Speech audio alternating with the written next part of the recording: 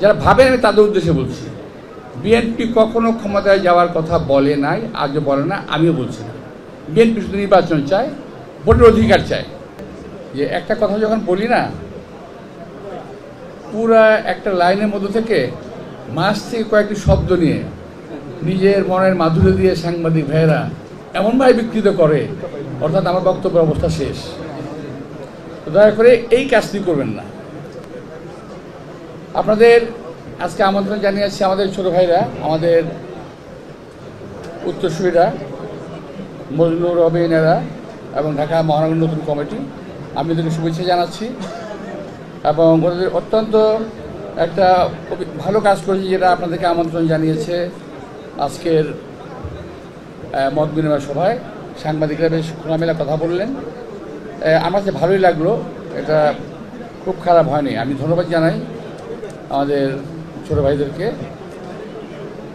তো আমি প্রথমেই একটা কথা দিয়ে শুরু করব, সেটা হলো আমার ছোটো ভাই সালাম একটা বক্তব্য রেখেছে, বলেছেন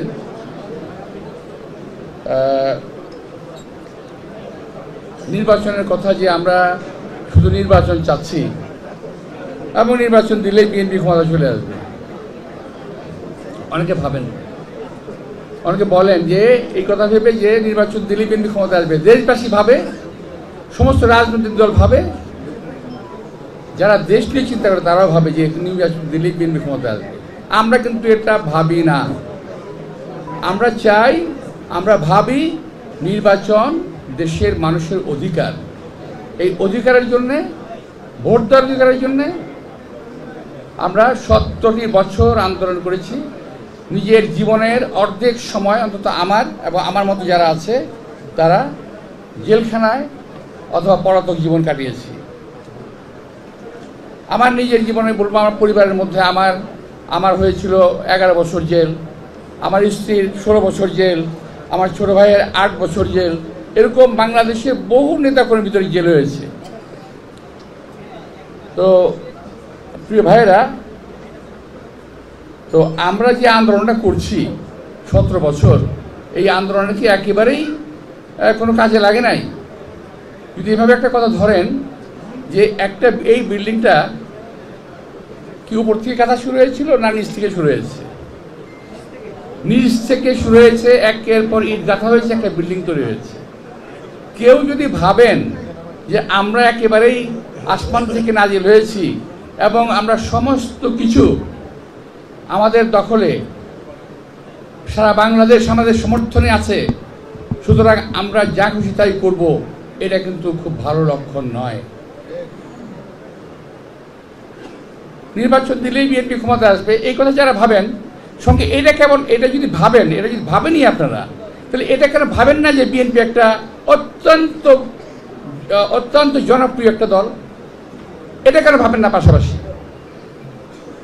বিএনপি ক্ষমতা নাই, এখন নির্বাচন দিলে বিএনপি রিগিং করবে সে অবস্থাও নাই। সুতরাং নির্বাচন দিলেই যদি বিএনপি ক্ষমতা আসে, তাহলে আপনাদের ধরেই নিতে হবে যে বিএনপির নির্বাচনে যাওয়ার মতো মানে জনপ্রিয়তা আছে। ওখানে আপনাদের ভয়টা কেন? জনপ্রিয় একটা দল যদি ক্ষমতায় যায়, আপনাদের অসুবিধা কি? কিংবা আমরা তো বলছি না যে বিএনপি ক্ষমতায় যাবে, যারা ভাবেন আমি তাদের উদ্দেশ্যে বলছি, বিএনপি কখনো ক্ষমতায় যাওয়ার কথা বলে নাই, আজও বলে না, আমিও বলছি না। বিএনপি শুধু নির্বাচন চায়, ভোটের অধিকার চায়, কথা বলার অধিকার চায়। আমরা আদায় করেছি কথা বলার অধিকার। আজকে আমার সামনে অনেকগুলো সংবাদপত্র,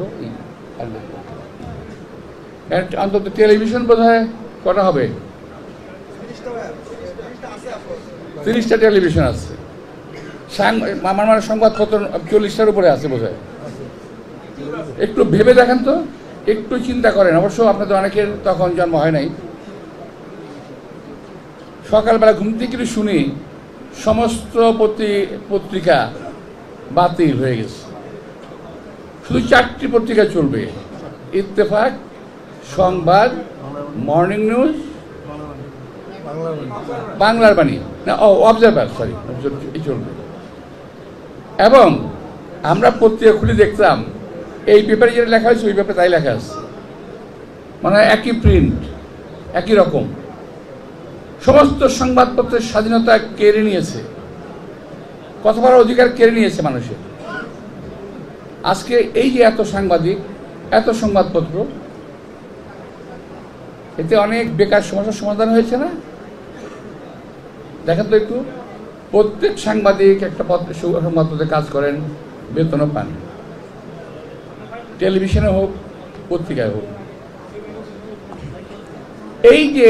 এই যে একটা সংস্কার, এটা কে করেছিল?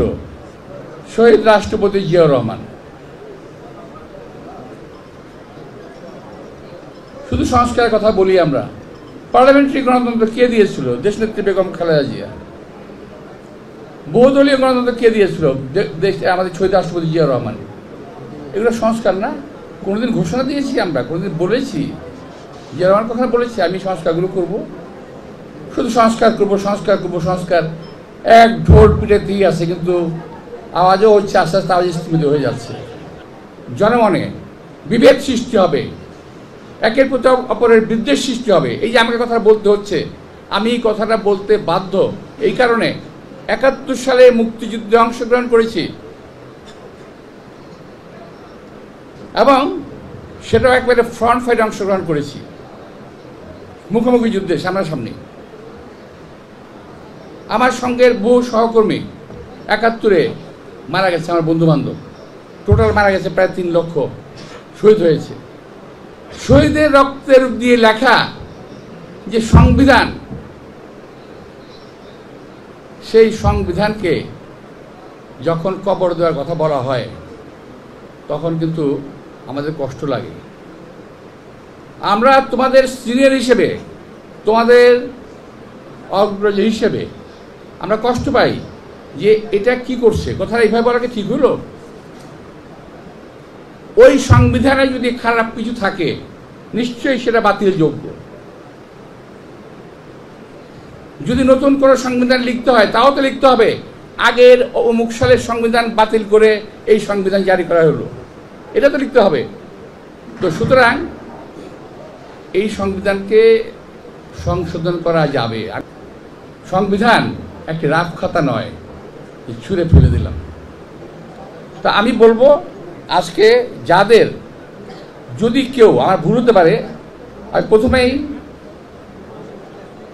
আমাদের সন্তানদের কাছে, অর্থাৎ যারা এই ঘোষণা দিয়েছেন, বৈষম্য ছাত্র আন্দোলনের ভাইদের কাছে, সন্তানদের কাছে অনুরোধ জানাবো, কথাগুলো বোঝার চেষ্টা করবেন, ভুল বুঝবেন না। সেটা হলেই এই ধরনের কথা কিন্তু ফ্যাসিবাদের মুখ থেকেও আসে। কবর দিয়ে দেব, মেরে ফেলবো, কেড়ে ফেলবো, এই সমস্ত কথা কিন্তু ভালো কথা নয়। জাতিকে, আজকে জাতি তাকিয়ে আছে আপনাদের দিকে, আমরাও তাকিয়ে আছি তোমাদের দিকে। তোমাদের মুখ থেকে এই ধরনের কথা আমরা আশা করি না। আমি অন্তত এটুকু বিশ্বাস করি, কিছু লোক বাইরে থেকে সরকার গঠন করে ফেলেছেন, মনে হয় এরকম। তারা আবার বলেনও যে আমাদের সঙ্গে এদেশেও কথাবার্তা হয়, এবং তাদের কথাবার্তার যে ধাঁচ, আজকে আমাদের ছাত্র ভাইদের কথাবার্তার যে ধাঁচ একই রকম। আমরা কি তাহলে ৭১ সালে কি করলাম? আমার প্রশ্ন যে ৭১ সালে জাতি কি করলো? আমরা কি অন্যায় করেছিলাম? আমি জানি একটা পক্ষ বলবে যে হ্যাঁ, ওই দিন পাকিস্তান থেকে বাংলাদেশকে স্বাধীন করে আপনারা অন্যায় করেছেন, বলতে পারেন, স্বাধীনতা আছে। কিন্তু আমরা কি অন্যায় করেছিলাম যুদ্ধ করে এই দেশকে স্বাধীন করে? বাকশাল কায়েম করলো আওয়ামী লীগ, হাসিনা দেশটাকে 15 বছরে শেষ করে দিল। আমি কালকে বলেছি প্রায় ভারতের অঙ্গরাজ্যে পরিণত করেছিল। এখান থেকে উদ্ধার করার জন্য তো আমরা 17 বছর আন্দোলন করছি। আমাদের আন্দোলনের, আমাদের কথায় কোনো মূল্য নাই। এককভাবে কোনো মতামত না নিয়ে, সিনিয়রদের সঙ্গে কথা না বলে এই কথা বলে দেওয়া ঠিক হলো? আমি ৭২-এর সংবিধানের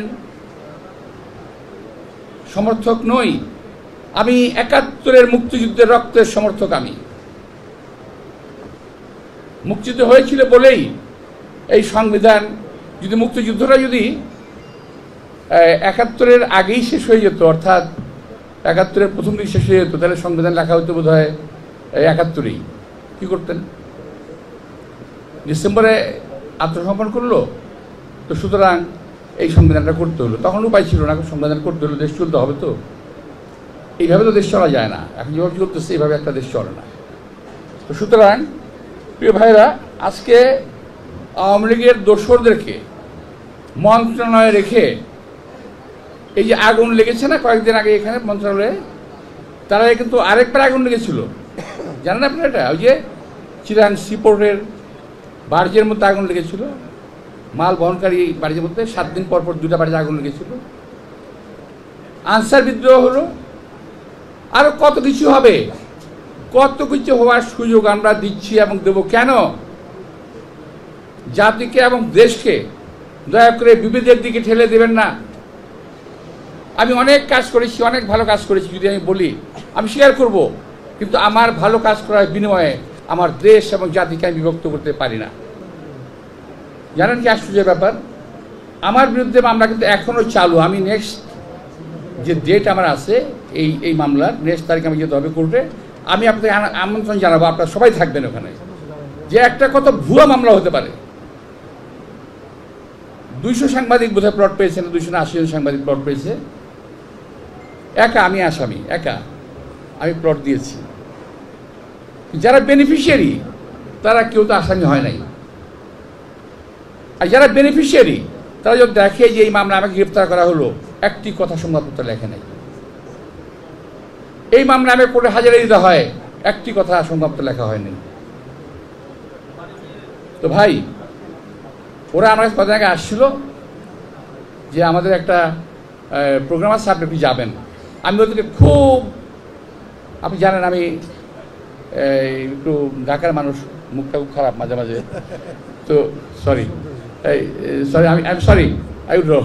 তো আমি খুব বিরক্ত হয়ে ওদেরকে রাগ করে কথা বললাম ভীষণভাবে। এই কথাগুলি বলছিলাম, এই কথাগুলি, তোমার কোথায় ছিলাম, এখন কেন আসছো, আর কথা বলেনি। তা আমি ওদের নামগুলো আমি কানে কানে বলে দেবো না তোমাদের, এখন না। তো যাই হোক, এখন তোমাদের যেটা কথা হলো যে যেই সাংবাদিক এখনো প্লট পায় নাই, আমার আর প্লট দেওয়ার ক্ষমতা নাই এই মুহূর্তে। তা আমি খুব দৃঢ়ভাবে বিশ্বাস করি আগামী দিনে এমন করে যাওয়া মন্ত্রী আসবে না যে সাংবাদিক প্লট দেবে, এটা বলে দিচ্ছি। এত সহজ না, এগুলোর জন্য ভাই বুকের জোর লাগে, মনে সাহস লাগে। তো যাই হোক, আমি সবাইকে আবার অনুরোধ করছি যে দয়া করে একটা শেষ করি। প্রথমত, আন্দোলন 24-এর আন্দোলনকে কেউ ব্র্যান্ডিং করার চেষ্টা করবেন না।